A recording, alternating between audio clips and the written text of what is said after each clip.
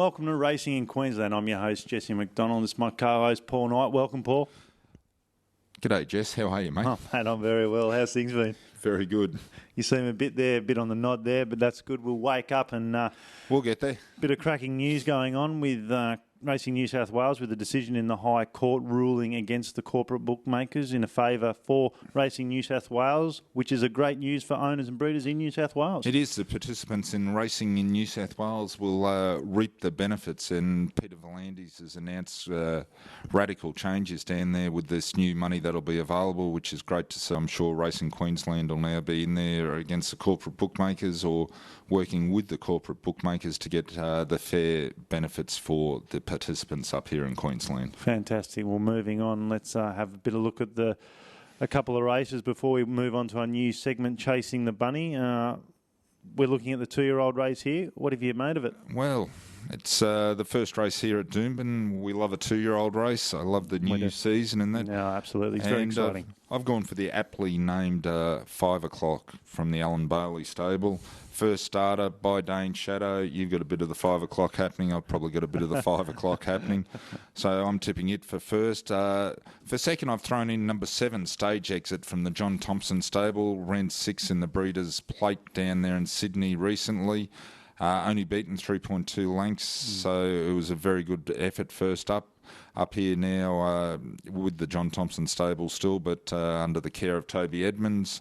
So I think it'll run a good race. He's doing well, Toby, I think. He is doing a very good job, Toby. And for third, I've thrown in the 5, Mr. Favolis from the Don Baker stable up there in Toowoomba. Ran second its first run up in Toowoomba behind Peter off. Very good showing up there on the cushion track. So I think with the race under its belt, it'll be fit and looking a good thing. Yeah, no, it definitely looks to be in the money. But I've gone with Stage Exit. As mentioned, it ran 6 in the Breeders' Plate. It's drawn the 2. Jimmy Byrne aboard by Stratum out of Bite the Bullet mare. If the sting's out of the ground, these horses generally like a bit of the sting out of the ground. So, they do. So I like Stage Exit on top. I'm putting in 5 o'clock, one of your selections, for second. Again, from the Alan Bailey stable with G. Collis aboard. And Ideal from the Brian Guy stable in for third, 7, 2 and 1. Moving on to race 5 now, Jess. The Harding's Hardware Cutest 3-year-old handicap over the 1350 metres, or the Doomben 10,000 distance there. So tricky race. It is a bit of a tricky race. I've tipped number 5, Cavaliered from the Rob Heathcote stable to take the event out. One last start. I think he's been knocking at the door. A very consistent horse, so I think he's in form now, and we'll be seeing bigger and better things from Cavalier. For second, I've thrown in the number 3, Big Ken the Celt from Liam Birchley stable. That's Big Ken the Celt. Bit of Scottish blood in that horse. Exactly. He's been a very consistent horse as a 2-year-old. And for third, I'm throwing in the 13, If It Can, It Will.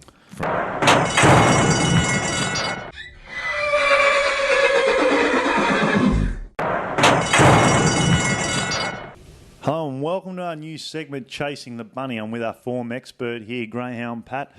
Pat, how's the state of greyhound racing going? Well, the state at the moment in Queensland, we've had a lot of losses of tracks over the last couple of years, but viewing in mind that there's 2 very vibrant tracks at Ipswich and Albion Park, it's okay. It's not brilliant, and we're hoping to get new tracks and in particular a one-turn track in the not-too-distant future. How's the prize money in the greyhound racing game? Well, that's the good news. The Queensland Racing, through the state government, I believe, made an announcement last week of a $1.5 million prize money increase across all the provincial tracks and all the metropolitan tracks. So that's great news for all the trainers and owners of greyhounds in Queensland. Just for the viewers back home, what's the sort of average prize money at Albion Park for a winner? Okay, on a Monday night, it's around the 1,100. Thursday night, each race as a minimum is worth 5,000. So the winner gets 3,000. Or I could check those, but that's about right. And then Ipswich is all going to be the same, around 1,100 per race. It's quite good. Yeah. No, it can be good if you can train 3 or 4 winners in a week. It's very good for a trainer. But just from an owner's point of view, I mean, 3,000 first prize. I mean, they're racing at the Gold Coast, 6.5 first prize for a horse. Yeah, I look for sure. I've always the good meetings on a Thursday night, the Grade 1 meetings they're called. The prize money's quite good and very competitive with the rest of Australia. Well, moving on, let's. You've got some hot selections for us. Just take us through them for Albion Park on Friday and Monday. Okay. Well, look, what my major interest in the greyhounds is as a punter. So I make no apologies for trying to focus on that a bit more than some of the other stuff. But in each Friday at Albion Park, there's a maiden final, which always provides probably the best form for a punter because they've all raced each other in 2 heats the previous week. And in the final, which is race 3 on Friday, it's at 3:37. There appears to be four dogs that stand out.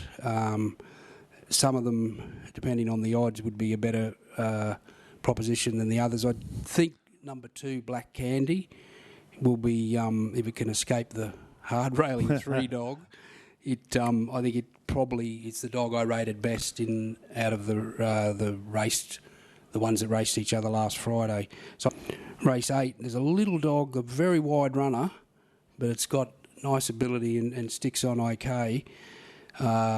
Race 8, number 7, White Fever. Same, I think, each way. It would be hard to see it not running a place in that particular race. Looks like I'll be having a few each way on it. I think, yeah, and most of those dogs will be of some value. They're not going to be $1.50 or $1.80, you know. That's what we like. We need that. Yeah, we need that. A few juicy odds there. Yeah. Moving on for Monday? Yeah, Monday. Look, Monday's a bit trickier, mainly because I haven't had as much time to do as much form. But there is a final in a similar sort of deal, and as time goes on, we'll focus on the finals because people can actually follow the performance of the dogs over 2 weeks in heats and then into a final. In race 2 on Monday night at 7:03, I think the obvious pick is number 7, but it's appears to be a very keen railer, and the danger to it may come from a dog drawn inside number 3, which I didn't think, Rio Tango, which I thought went okay for its 3rd run and does like the fence. And then later on, there's a dog racing in a 4th grade, which is a good quality 4th grade, race 9.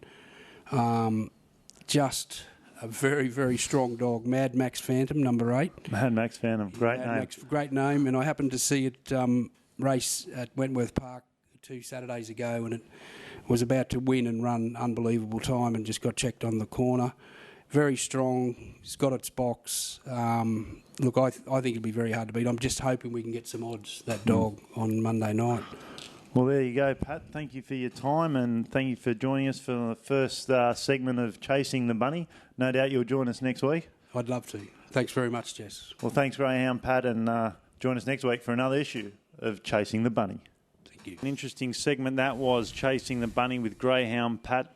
Very entertaining, and there's going to be plenty more stories to come out of that with Greyhound Pat doing our weekly segment. Yeah, it will be good, and then I'm looking forward to our segment with Greyhound Pat, Catching the Bunny. Chasing the Bunny. Yeah, well, chasing, catching. I'd rather chase it than catch it. Yeah, Chasing the Bunny, sorry. Now we're not coursing.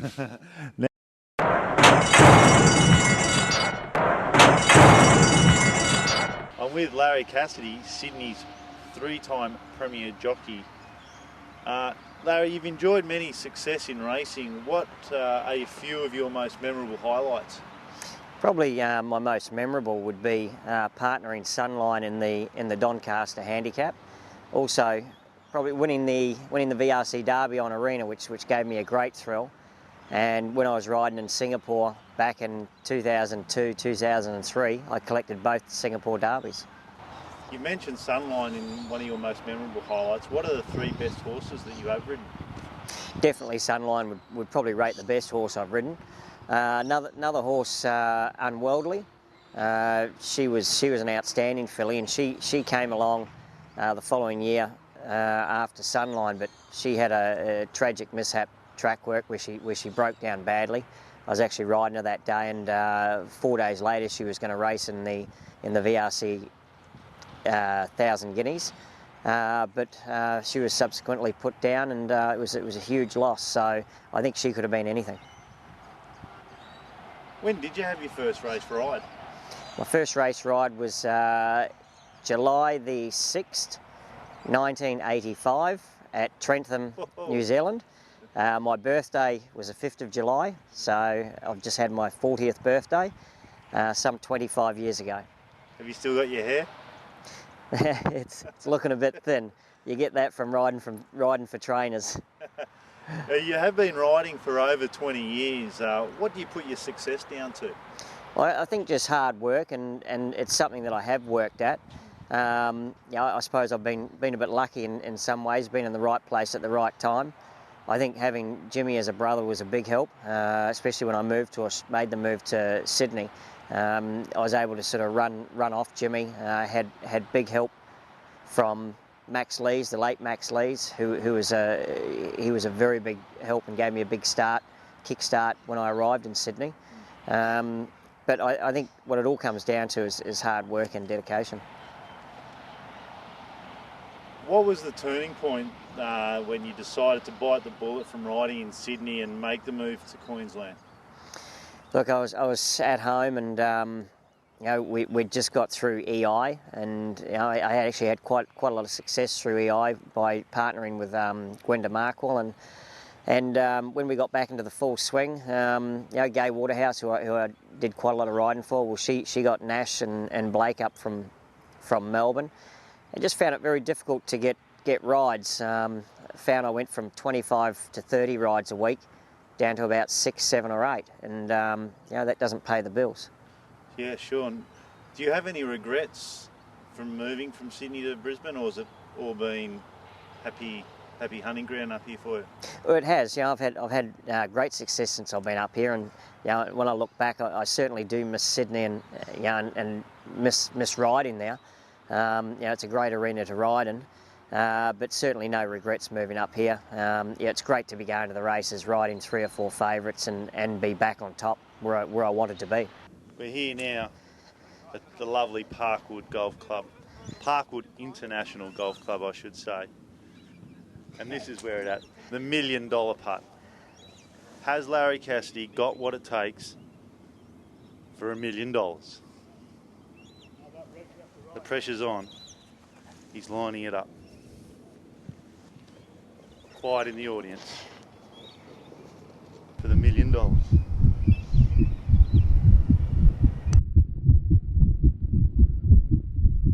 Well, what an interesting segment that was with Larry. Oh, it is. Larry's a very interesting character, and we'll be looking forward to part 2 next week of the 3-part series. And he has offered to come on the show too. Oh, it'll be good to have him here. So yeah, take part with the live studio audience. Well, look, that's another wrap for the show of racing in Queensland. Further to come on the show, we're going to have another segment, a trotting segment called Hot to Trot, and another segment with the Jockey Challenge, where we're going to have jockeys challenging over swimming, running, kicking a football, which is going to make great entertainment. So thanks for joining us, and join us next week for another episode of Racing in Queensland. Bye for now. Cheers.